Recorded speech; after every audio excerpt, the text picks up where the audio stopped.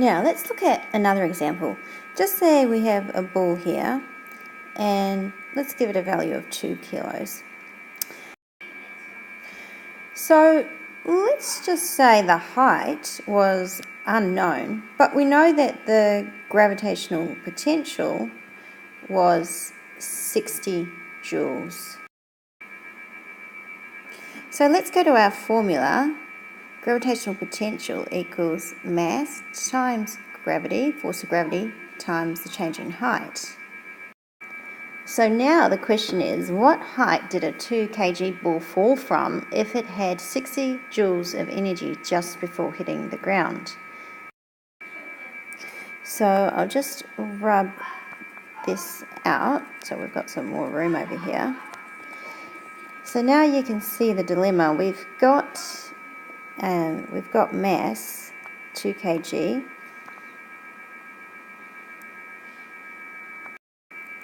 and we've got joules 60 joules, but the question is asking us for the height.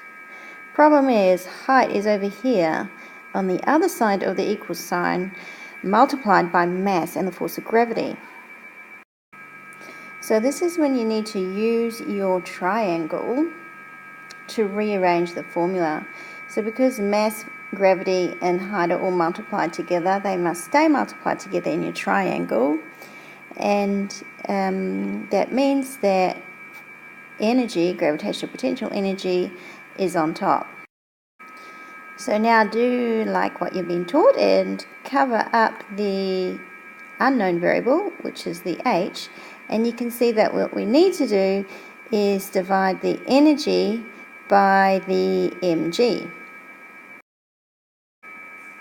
So go ahead and write that down clearly. H equals energy, gravitational energy, divided by mg.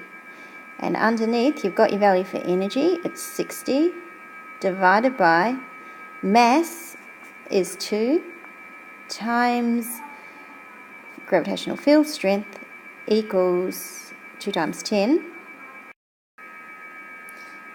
which equals 60 divided by 20, because 2 times 10 is 20.